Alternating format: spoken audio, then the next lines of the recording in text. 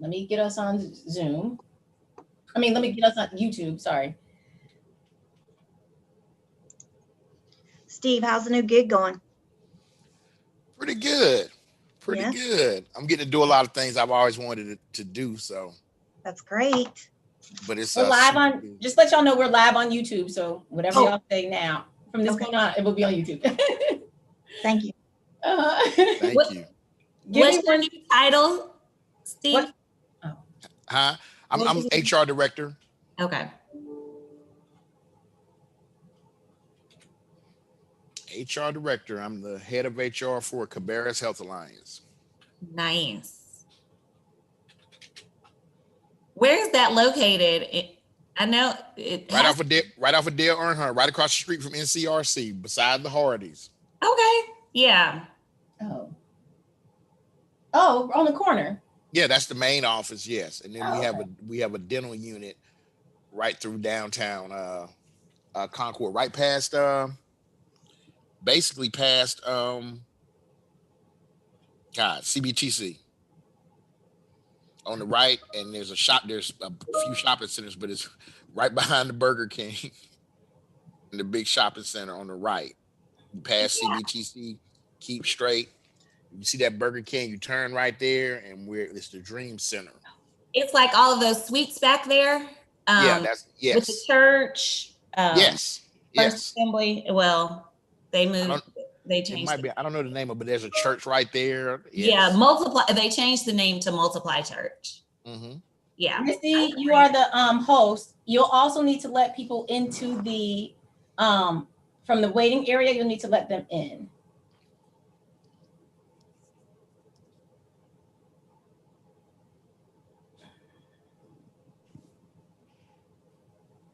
I don't know why this is not. This is awesome. I like this slide. Is this my slide deck and y'all just changed it or what? Click through this slide deck. Let me look through what's in here. This is just the slide we created. You're talking to somebody else. Oh no, I'm talking to y'all. I didn't know if this was my slide deck. No, Y'all it's not. This is just the intro slide. Oh. And then Misty will bring it down and you bring yours back up after she makes you host. Okay. Let's see. Oh, wait. Hold on 1 second. Miss, you might need to make me host again. I got to make sure that the captioner is assigned correctly. So make me host again right quick. I think, hold on. I might be able to do it myself. Let's see. Okay, if not, let me know. I got it. Okay. Okay, hold on. Hold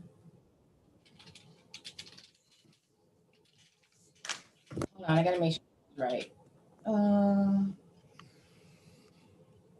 Caps.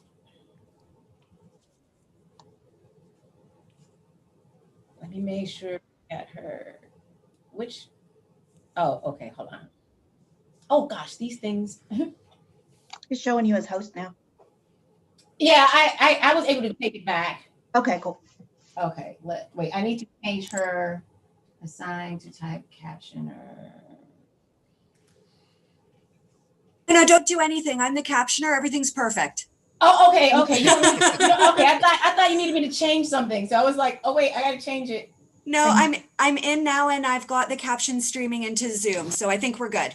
Okay, thank you so much, Misty. I'll make you the host again. Okay. Okay. I thought that was Carol Scherzinger. That sounded just like Carol. And then I will be leaving 15 minutes early. Okay. And then you and Danielle will be in charge. Okay. All right.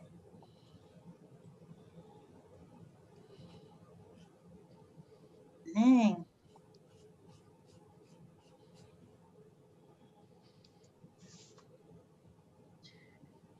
So Shivy, I probably won't be able to continue to admit people while I'm introing. So as soon as I finish, I'll admit whoever comes in. That's fine. Okay. Coming in like crazy. That's great.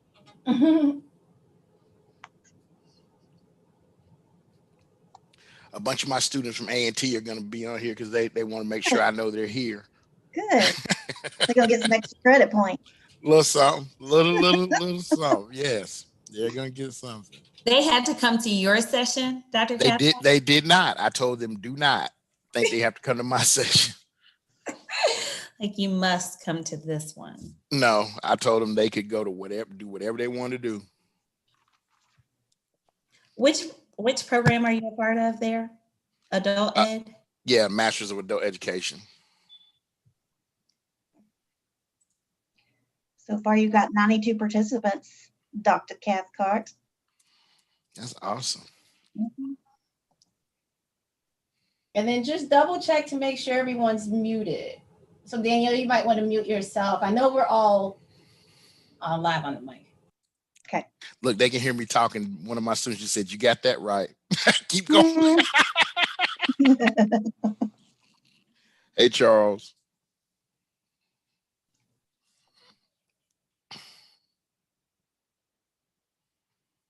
What's up, Spain?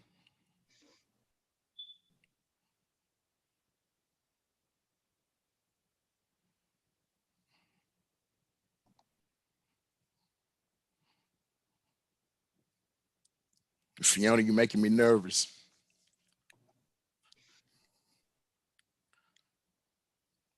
Hey, Sarah, and hey, Ashley.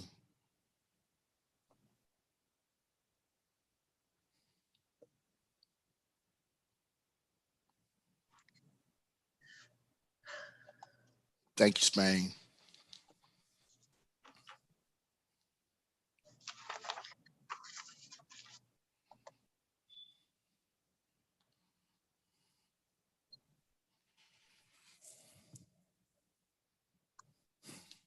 Gosh.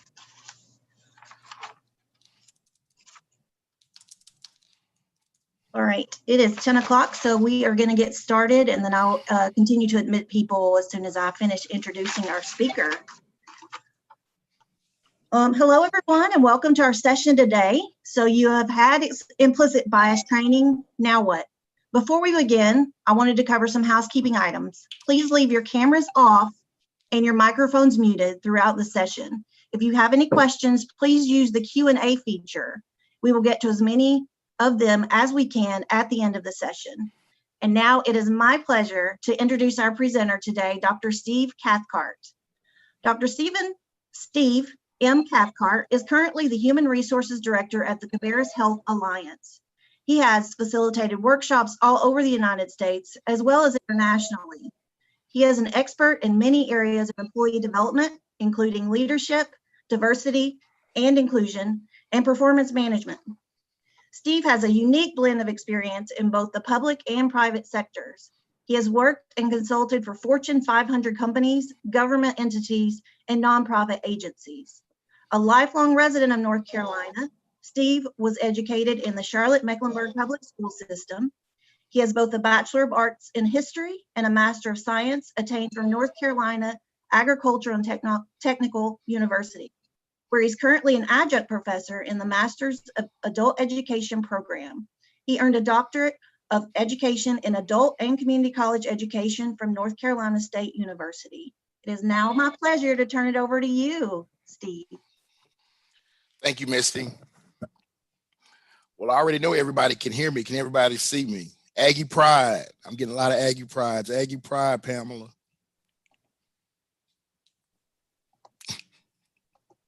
You are now the host. All right.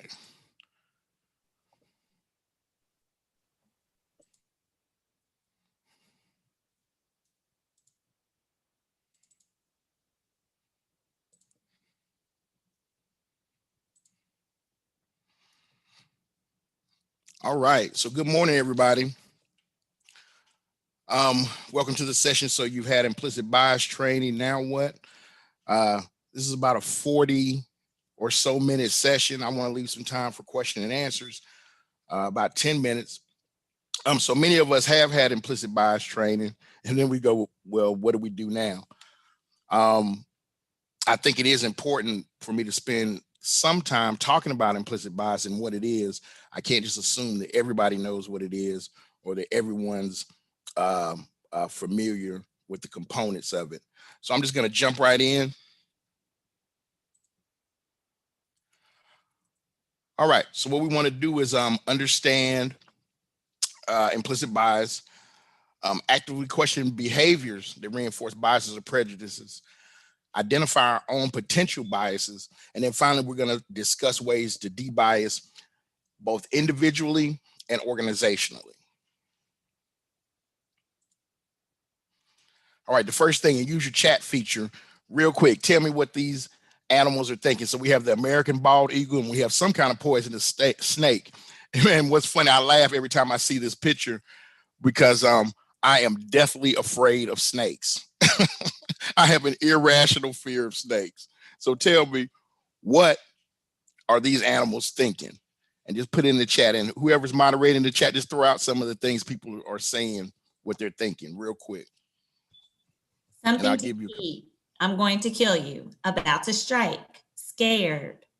They both look hungry. Defense. Lunch. Don't judge me. Don't mess with me. Aggressive. One looks offensive. One on defense. I will eat you alive. Snake is ready to attack. The eagle. I see you. Okay. Okay. So we've said all the things they look like they're thinking. Well, let me tell you what they're thinking. Absolutely nothing. They're not thinking anything because they don't have the higher level brain functions to think. Right? So when you think about implicit bias, think about it like that. So think about it. The two animals that I just showed you are using their lizard brain. They're on autopilot. It's fight or flight. They don't have the mammal brain with the limbic system, the higher functions, emotions, memories, habits, attachments. They don't have the human brain. And when humans, we have all three of these brains, by the way, with a higher level thinking, language, imagination, all of those things. So they're not thinking anything whatsoever. But think about implicit bias like this, and I want you to think about this as we go through this presentation. How often do we see someone and then by the way they look, judge them? Who does that? Does anybody do that? Am I the only one that does that? Judge people by the way they look.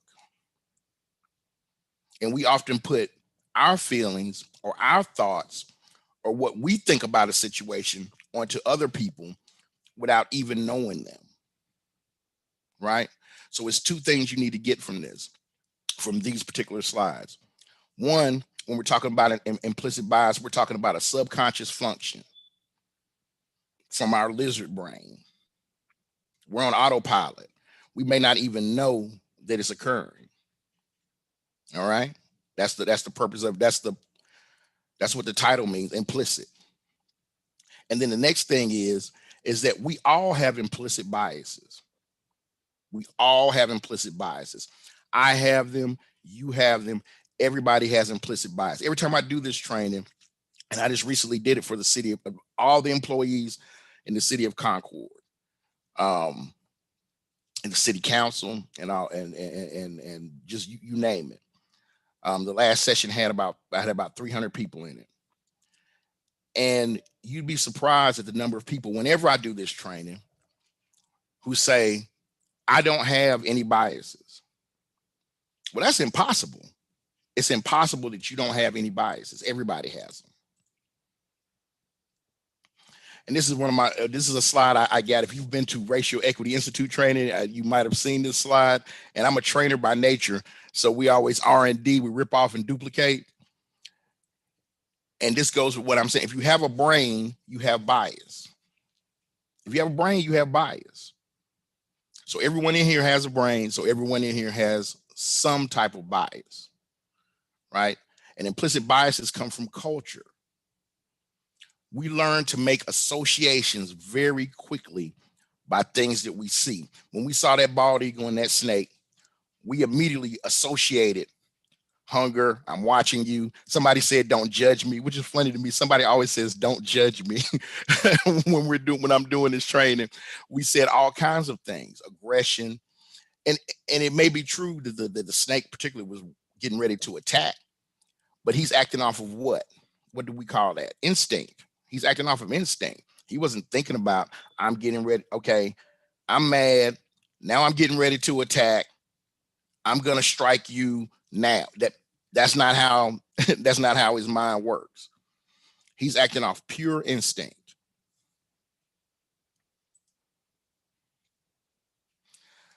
So I want you to think about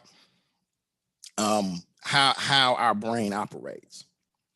So you have your system 1 brain and your system 2 brain. So let's think about it. You have your system 1 brain and your system 2 brain, right? Your system 2 brain is effortless. That's where your implicit bias is, right? The system 2 brain takes work. Now, to illustrate that, I want you guys, wherever you are right now, just grab a sheet of paper, an envelope if you're at home, whatever it is, and a pen real quick. I don't want to take a lot of time on this, but go ahead and grab something, and I want to do a quick activity. And we're going to do a couple of activities today, hopefully. Is everybody ready? You just give me a thumbs up if you're ready. If you got something and you're ready to write this down real quick.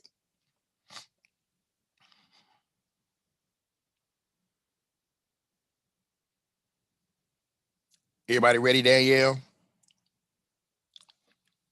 Looks like they're ready. Okay, everybody sign your name.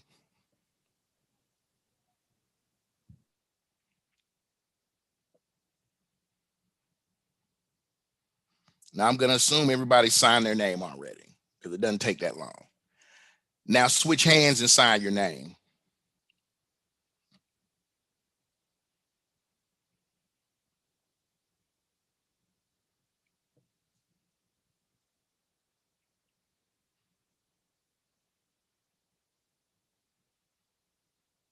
Is everybody done, or at least started with the signing their name with their offhand, their non-dominant hand?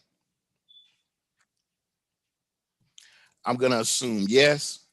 So just real quick in the chat, tell me, how did it feel when you signed your name with your right hand, or with your dominant hand? I apologize. Comfortable, easy, simple, effortless, natural, easy with dominant, second nature, familiar. How did it feel when you signed your name with your offhand or your non-dominant hand? Challenging, clumsy, awkward, weird, difficult, crazy and challenging, offhand, childlike, intense effort, hard to concentrate, had to concentrate, uncomfortable, brain explosion. That's the difference between your system 1 and your system 2 brain. Your dominant hand, you didn't even have to think about it. And think about it like this. And with your non-dominant hand, it was slow. It took some time. It may have given you some anxiety. Why is he asking me to do this? Right? So that's how implicit bias works. A lot of times you're not even thinking about it. And we can get into whether some of that is created by systematic structures, because I believe it is. But not even thinking about it. Right? Your brain takes in so much information so fast throughout the day that if we had to think about everything, we wouldn't be able to live. So think about it like this. Imagine if you had to think about blinking. Imagine if you had to think about your heart beating. You had to make your heart beat. Right? A lot of us would not be able to make it. Most of us would. Right? If you had to think about your heartbeat, okay, I got to make my heart beat. Right? Oh, I got to remember to blink. Right? So our functions, our brain has to control these functions, and they have to be able to process information. And implicit bias is one of the ways our brains process information on a subconscious level. Think about it like this also. I'm going to assume most people in here are old enough to drive. Have you ever gotten off work after a long day, jumped in your car after work, and next thing you know, you're in your driveway? You don't even remember driving home.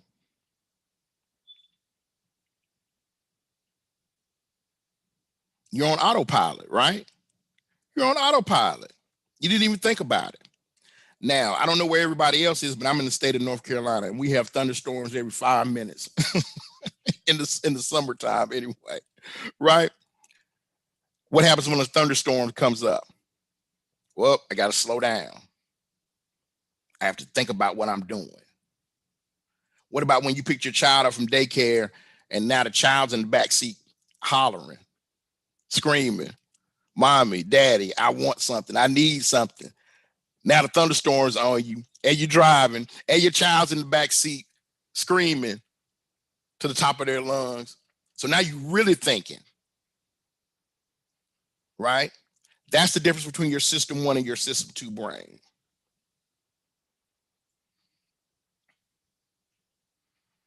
This is a quote I want everybody to take away from this. I got it from one of my colleagues at Cabarrus Health Alliance.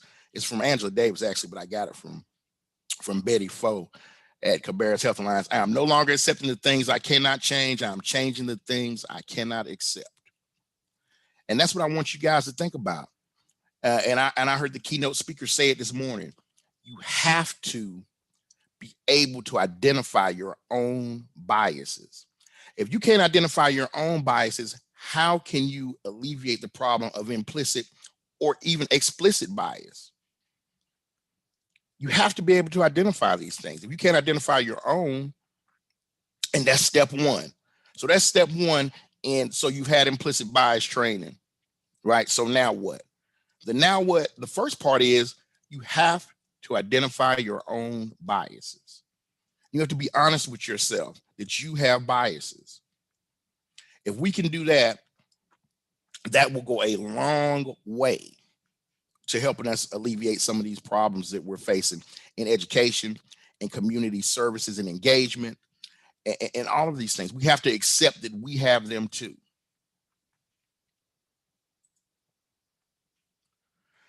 And you've probably seen a similar slide, but what we're trying to go from is from equality to equity. We want equity in our schools. We want equity in our community partners. We want equity in policing. We want equity in all of the things we do in our lives. And when I say equity is not fair, fair is where you get cotton candy. Is what I've always been told. Fair is where you get cotton candy. And particularly those of you that are leaders, those of you that have people that report to you, those of you that are in positions of authority. Think about all the times you've heard maybe yourself or maybe your peers say, well, I treat everybody the same. Everybody's equal.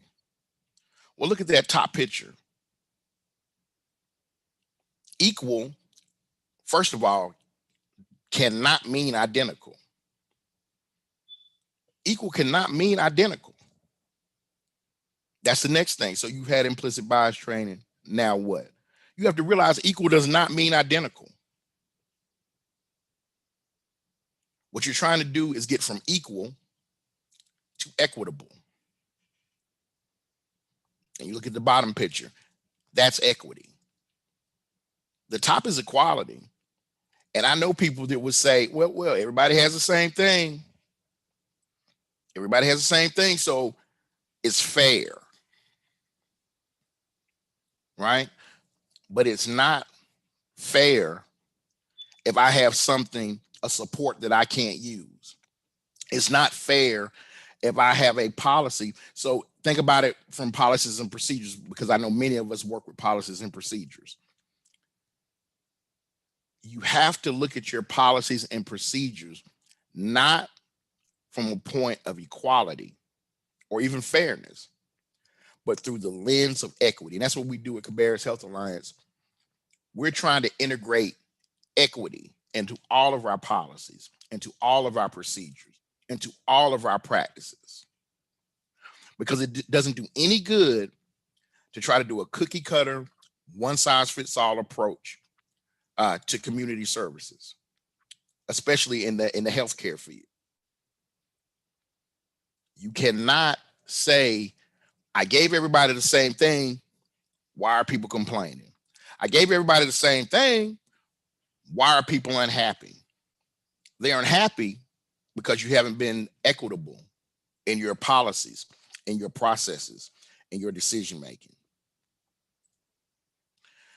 This is just a quick slide I want to show you. And actually, this is out of order, so I do apologize. I'm going to go to the next slide. Okay, so this slide, I'm an HR professional. These are EEOC cases from 1997, and then the other slide to 2019. Look at the top two of the charges: race and sex. That's one of the problems with implicit bias training. People are, it's a soft sell, I think, and people, and it's been a hot ticket for years in all kinds of industries because it's easy for people to say, oh, well, let's talk about disability equity or implicit bias. Oh, let's talk about all these other kinds of implicit biases. But the biggest problems we have in the workplace, well, no matter what your workplace is, are with race and sex. And I go back to this one with race and sex, period. And so I know it's uncomfortable. I know it's uncomfortable to talk about these things. I can talk about disability bias all day. I have two nephews that are autistic. Two nephews that are autistic on very different sides of the spectrum. One is highly functioning, and one will have to be taken care of the rest of his life. He will not be able to function on his own ever. And so I am very, very sensitive to disability bias. And truth be told, there is disability bias in the workplace. But guess what? It's not uncomfortable to deal with. It's not uncomfortable because most reasonable people, and that's what we say in HR, with a reasonable person, reasonable people assume that you should help people with disabilities. But where we get hung up is on race and sex. And we have to think about in the workplace, the two things that you're going to have to deal with when it comes to bias, when it comes to inequitable treatment, more often than not, and I'm telling you as a human resources professional that has done this work for years, it's going to be race and sex the majority of the time. So then why it matters is because most of our brain functions and we do this unconsciously. We do this unconsciously. And so implicit bias matters because it's a better predictor of how we may act and our attitudes than our conscious biases are. Look at this for women. We're in the 21st century. We're in the 21st century. So one side of the side is uncontrolled, one side is controlled for same qualifications or same jobs, rather. Excuse me. Uncontrolled women earn about 81 cents on the dollar by men. Controlled is about 98 cents, but it's still less. Why in the 21st century is this a problem? And what can be done about it? So one of the things I'm doing personally, I just had a project kickoff Wednesday for a salary study. One of my main goals is to make sure that we erase this in my organization. If this is the case, first I need to see if it's the case. I'm new to my organization, by the way. I started in August. I worked for Roy and Cabarrus Community College for about 6 years in human resources. But this is a concrete thing you can do, especially if you're a decision maker in your organization. When was the last time your organization did a salary study? To see if you can erase this type of bias in your organization. And that's just a chart showing over a number of years from 2015 to 2020, how the pay scale has changed. But why is this a difficult problem to address? Why is it shouldn't be. It should be a fairly easy, simple thing to address, but we don't. And that's another thing we need to think about.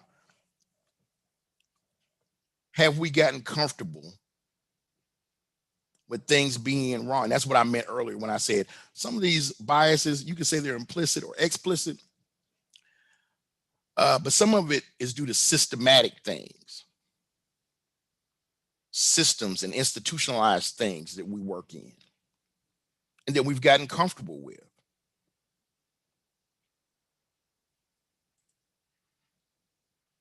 Here's another example of implicit bias. Now, we were just talking about pay earlier. That wasn't uncomfortable. I talked a little bit about disabilities. That's not uncomfortable. This is a little uncomfortable. John Crawford, 22-year-old African-American man. This is 6 years ago, by the way. So this is way before George Floyd and all the other things. I use this slide and I use this example because this really isn't controversial. And people are going to start Googling and seeing all the conspiracy theories and all this other stuff. The fact of the matter is John Crawford was in a Walmart on the phone with his girlfriend, shopping to get s'mores for his kids. S'mores. He picked up a BB gun, a pellet gun off the shelf in Walmart, a pellet gun that Walmart sells. Picked it up, kept shopping, still on the phone. Someone called the police. Within minutes of the police arriving, he was shot dead. Now, people are going to get hung up on the police part. That's not what I'm getting hung up on. It was wrong. Absolutely. But you can stay stuck there if you want to. But here's where I see the problem. Why did the person call the police? He was in the store shopping. He had something in his hand that they sell in the store. The reason I say this is non-controversial because he wasn't doing anything with the pellet gun. He wasn't menacing. He wasn't running from the police. There were none of these things that people say when things like this happen occurred. None of them. He was in the store, minding his business, shopping. And I'm sure you can find something on the internet that says he wasn't, but that's what happened. So from the bias point of view, and you can say it's implicit or explicit, from the bias point of view, why did the person even call the police? They're in Ohio. What's Ohio? An open carry state. So if he had a gun, so what? If he wasn't doing anything with it. All right, we have to start thinking about these things. And I use this because it's uncomfortable, to talk about race. Gender, kind of uncomfortable sometimes, maybe, but not really. Disability, not uncomfortable. Race, the number one thing that gets complaints to the EEOC, that's uncomfortable. And that's why we don't address it. What we're going to have to do is get comfortable with being uncomfortable. And you're probably going to hear that a lot today. We are. I'm in the state of North Carolina, open carry state. If I called the police every time I saw somebody with a gun in the store, I would call the police every time I went in the store. Every time. If I called the police every time I saw somebody with a gun in a gas station, in a restaurant, wherever, I would spend a good amount of time calling the police. And if you live in an open carry state, you would too. So we have to start being honest about these conversations.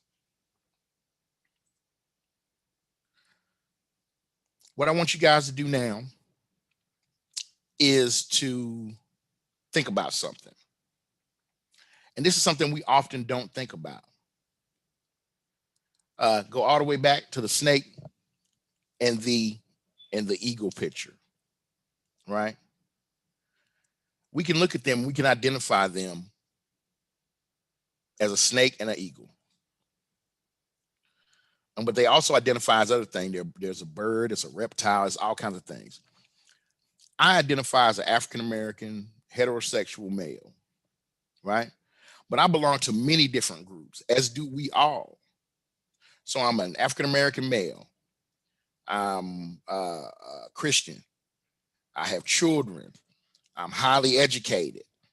I've worked in my field for a long time. I went to a HBCU. All these things make up who I am. All these things make up who I am. So I want you to, whatever you signed your name on real quick, just write down 3 to 5 things real quick And let the moderator know when you're completed, of ways that you identify, things that you identify with. And then we'll talk about that for a second.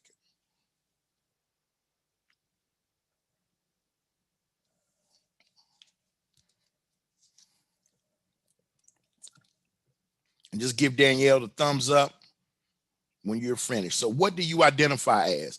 You're a male, a female, black, white? Do you identify by language, ethnicity? Do you also identify as a parent? Do you identify with your religion? So on and so forth.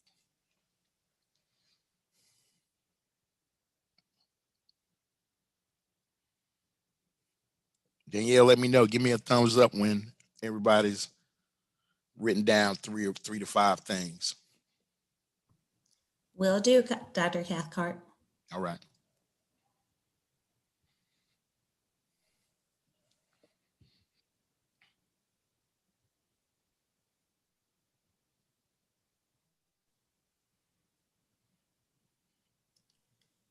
All right. I think that a lot of people are done by their responses in the chat. All right, great. Now look at that list and think about, what do you identify as most? And what I mean by that is, when I do this activity, especially face-to-face, people say, well, I identify as a parent the most. I identify as a Christian the most. I identify as, and some people say I identify as a black man the most. I identify as a female the most, not necessarily with race. Or I identify as a male the most. I identify with my region, where the part of the country I'm from. I identify as a Southern male the most. I identify as a Northern male the most. The point is that many of us, and most of us, in fact, identify with things you cannot see. We identify with things you cannot see. We identify ourselves, like, for instance, I'm a parent. I could say I identify myself as a parent. You can't look at me and see that I'm a parent. You can't look at me and see that I'm a preacher's son. And I identify as a preacher's son. Preacher's kids, I don't know how many we have in here, but we definitely have our own culture. But you can't look at me and see that. You can't look at me and say that I was born in Charlotte, North Carolina. And that's why implicit bias especially is so insidious, because we're making a subconscious decision,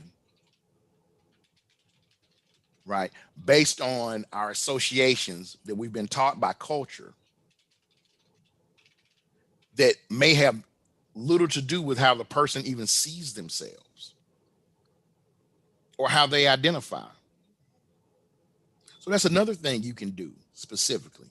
You need to take time to get to know people, especially, I want to especially keep this in the workplace. You need to take time to check your assumptions, excuse me, and understand people, get to know people. And I don't know if Ben Brown is in here. Ben Brown is, I worked with him at RCCC, and Stephen Sain is the person running this thing from a technology perspective. And they are two people that I have taken time, and I do this at all my workplaces, but taking time to get to know. Ben is, if you look at him, he's totally opposite of me. He's younger, he's white, and we spend a significant amount of time, me, him and I, talking about politics, talking about race, gender, religion. We talk about a lot of different things. The thing that we have in common is that we both want to learn, is that we both want to understand, and we do not agree. I can tell you for a fact, if Ben is in here, and he can tell, we do not agree on most subjects. Political, no, we don't agree most of the time. Stephen Sain can tell you the same thing. We don't agree on a lot of things, or we don't agree on everything. But what we can do is have a conversation, agree to disagree, and walk away not hating each other. We can have a conversation and disagree and have a heated conversation and understand that we are both trying to learn. I often hear People say, well, I don't know how to start the conversation. I'm afraid something will happen. I'm afraid I'll offend somebody. What you have to do is find people that you can speak to. And it may be difficult, but it's not impossible. And you have to come to an agreement and understanding that we are both here to learn. And we're going to speak in a respectful manner, even though we may strenuously disagree with each other. And if one of us slips up and says the wrong thing, or one of us slips up and may even say a word that's not correct, and I don't mean the real bad words, but just something that's not too bad, we're going to try to have an understanding, and we're going to walk away not hating each other. And that's the way we could start at work. That's one of the things we have to do.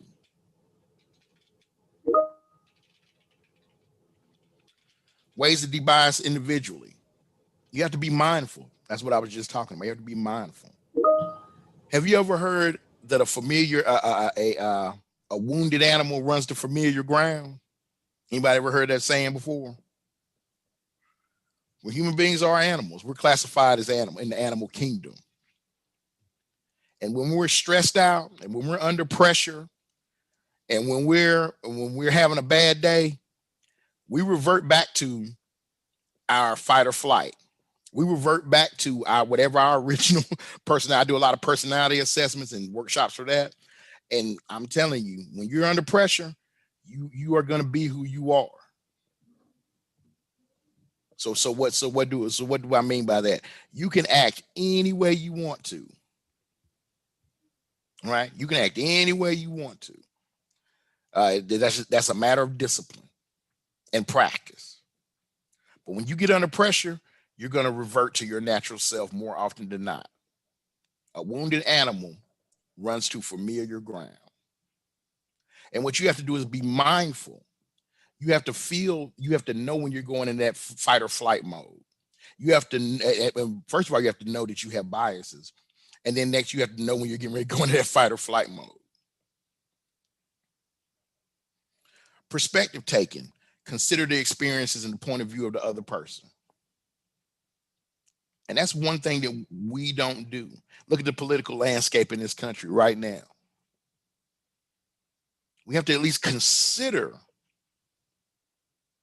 that the other person may be right. Now, look, as adults, and you heard in the beginning, have a master's and a doctorate in adult education. Adults want to be right. There's not a person in this room that I'm speaking to right now, a person on YouTube, a person on this Zoom call, whatever, that gets up in the morning, getting ready for work and says, oh, I can't wait to be wrong at work all day today. I can't wait to do the wrong thing today at work. Now, somebody does it. I don't know who does, but in general, normal people don't do that. Right? We do what we do because we think it's right. And if someone doesn't do like we do, we think they're wrong. And what we have to do is try to look at the perspective of the other person. Slow down. And these two go together. Slow down and individualize. Stop saying they and them and we and us. Start looking at people that you know and that you've interacted with, or even if you haven't interacted with them, that you've seen from the out group. And I didn't say this in the beginning. The term diversity. I hate the term diversity. Right? And I'm at a diversity conference speaking, but I hate the term diversity. Why? Because diversity means so many different things to so many different people. It makes people feel anxious. It makes people feel like somebody's going to take something away from me. But I love the term inclusion because we all know what it feels like to be included, and we all know what it feels like to be excluded. We have all been in the in group. We've all been in the out group. All of us. Even if it was in the second grade, you didn't get picked for the dodgeball team, whatever it was. You know what it feels like to be excluded. you know what it feels like to be included. That's why I use the term inclusion. Look, diversity is what we are. Diverse is what we are in most places now, especially at work. We have a diverse workplace. We're diverse in race, gender, age, ability, and disability most of the time. I know it's not 100%, but in general, inclusion is what you do. So diverse is what you are. Diverse is what we are. But equity and inclusion is what we do and how we act. And it's all about behaviors. If you don't leave with anything else, I often tell people, and I've just recently had this conversation. It doesn't matter what kind of training you have, what kind of workshops, how many workshops you go to. And leaders, I'm talking to you specifically, people that are in charge of this stuff. You cannot train people how to think, how to feel, or how to believe. But you can train people how to behave, especially at work. Now, you can think and feel however you want to, but here in this organization, we're going to behave in a certain way. That's the goal. That's the ultimate goal of training and going to these workshops. Behavior, not feelings. Check your messaging. Things like we don't see color. Yes, you do. And if you don't, I don't want to deal with you. And why do I say that? I don't know if anybody goes to the restaurant, The Melting Pot. And this is a plug for The Melting Pot, because I do love The Melting Pot, especially when they get the fondue and the cheese and you melt everything together and you can't really tell the component parts, right? That's what America is, a melting pot, right? And as much as I love The Melting Pot, as much as I love fondue, I don't want to be sucked in to the sauce, to the fondue. I don't want to be sucked into that. I want to be seen and recognized as for myself as an individual, right? Think about a salad. So everybody that likes salad, you got your lettuce, you got your cheese, your pickles, your whatever you put on your salad, right? If you're getting old like me, you might put some beets on there, right? Put some beets on the salad. What you want to do is enjoy the individual parts. So even when you put the salad dressing on, you can still see and appreciate the individual parts. You appreciate it. You appreciate the lettuce. You appreciate the pickles. You appreciate the cheese or whatever it is, or the black olives, whatever you're putting on there. You don't put it on there and it mix everything up. And even when you mix everything up, right? You mix everything up, but you can still see, taste, and appreciate the components of the salad. Think of it like that. Think of it more like a big salad and not a melting pot.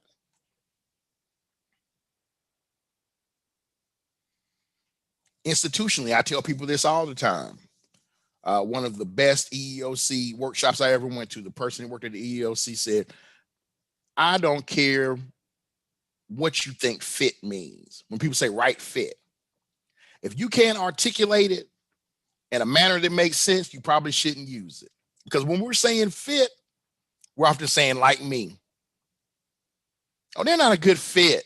Not a good fit. What you mean is I don't like them because they're not like me a lot of the times. Not all the time.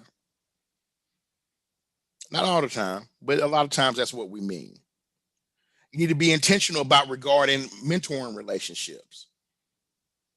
And that can be a difficult thing, but all the studies show people need a variety of mentors, and they especially need mentors that have a similar culture, similar background. They need all kinds of mentors, more than just one. You shouldn't just have one mentor, but you should have at least one mentor that you gender-wise, race-wise, culture-wise, you relate to. You should have diversity, equity, and inclusion included in your strategic plan.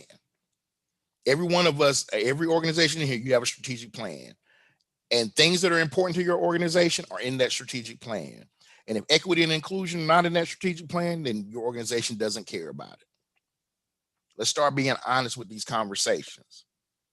If we don't have a word about inclusion for our employees, we all, and for those, like I told you, I used to work at a community college.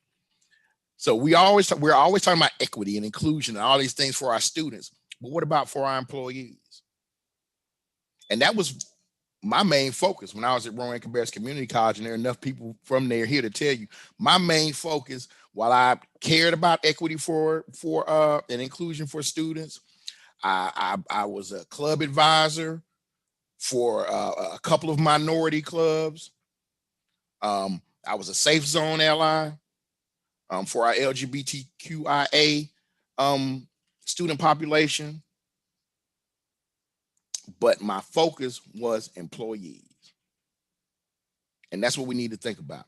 Succession planning. I know a lot of us work for state organizations, and succession planning is a dirty word. It's a dirty word. We don't, because I'm going to be at this state job for 25, 30 years, and I don't need a succession plan. Well, I don't know about the rest of y'all, but if Dr. Cathcart hits the lottery, I'm out. I'm not even going back in to turn in my computer. I'm going to mail it in. What do we do when this person has done this thing, whatever it is, for all these years, walks out the door? But we need to be intentional about our succession planning. Do you have a succession plan? And is it intentionally diverse? And finally, my favorite quote, I might have mentioned earlier, I have a degree in history. So I'm gonna go back to the founding fathers, Benjamin Franklin, one of them: justice will not be served unto those who are unaffected or as outraged as those who are. So if you're in the in group, go back to inclusion. If you're in the in group and you're not outraged about what's happening to some of these out groups by race, by gender, by sexual orientation, things will never transform in your organization until you are as outraged as those who are affected. Thank you. Questions? Wonderful. Participants, please post your questions in the chat feature. We'll get to as many of them as we can. And Steve, if you'll make me host at your convenience.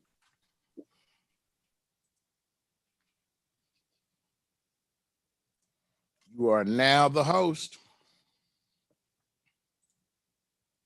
And you can unshare my screen as well. I I made you the host before I unshared my screen. I'm sorry.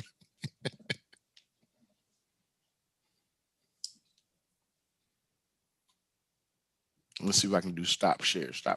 Okay, there it is. Are there any questions I can answer for anybody? Dr. Cathcart, Janet from Carleton College said, I look forward to hearing more about how we can see the way needs vary. The bicycle is clear, but how does that map when the difference in needs are less visible? Well, and thank you. That's very good. And I started to use my other picture, but what you have to do, and think about it in terms of this, supports. When you have to provide supports for employees, what you want to try to do is identify barriers. So what we often do is try to address individual employees instead of addressing the barriers that prevent these employees from being successful. So rather than thinking about it in an individual basis, I know that that's what that image showed. Think about it in an overall basis, where you're trying to address barriers. So what are some of the barriers in your organization that prevent equity? So some of the barriers that prevent equity is people don't admit there is an equity problem. Some of the barriers that prevent equity and inclusion in your organization could be that people aren't concerned with making things comfortable for and I don't want to say the word comfortable, but making things equitable for all employees. I hope that answers your question, but if not, I can try to answer it further later. If you want to get in touch with me, we can discuss it. And that goes for anybody. I'll be happy to discuss. I think somebody said it was Benjamin Franklin.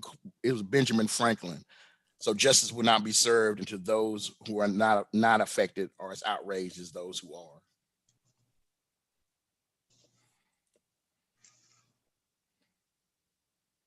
Questions? Those were all of the questions that were posted in the chat during your session. So, okay, great. All right, guys. Well, thank you for attending, and I really appreciate it. And also, I'll be on the afternoon panel this afternoon. Put your power where your privilege is on the afternoon panel. And I thank you and all my friends and class and students that attended. I really appreciate it. Thank you. Thank you so much. And thank you all for attending the So You've Had Implicit Bias Training Now What session. The next session will begin at 11 a.m. Hold on, I saw one question. Somebody said, how do you get institutions to look? Can you, whoever said that, can you send in my email and we can have a conversation offline? I know this session is over, so I want to make sure that I get to that question. That's okay. Danielle, can you grab it? I'm trying to grab it, but people are saying bye, so it keeps moving. All right. So the next sessions are, I know it's important, I know things need to change, but where do I start? And facing forward, though looking back while skeptically hopeful for the future, the 360-degree historical relevance of America's racial history, as well as universal design for adult learners, student engagement, and disability inclusion. Thank you, everybody. Enjoy the day. I got that for you, Dr. Cathcart, so I'll send them. Thank you so much. It was so good seeing you and Misty and working with y'all. So happy to see your face. Happy to see y'all too. I miss y'all. I really do. Miss you too. Thank you. Bye-bye. Bye.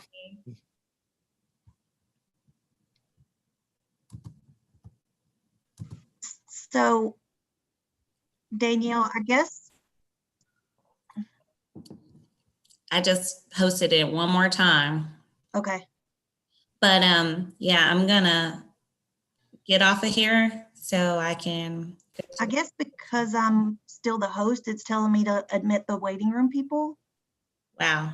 But this is not the next session's not mine. Right. Yeah, I would hold off on that. Okay. I guess I'll just. Yeah, I'm about to go. Are you in the session that I'm in next, with Michael Hughes? No, I'm going to attend though. So if you need something, Okay. Teams me. See you later. Bye. Bye.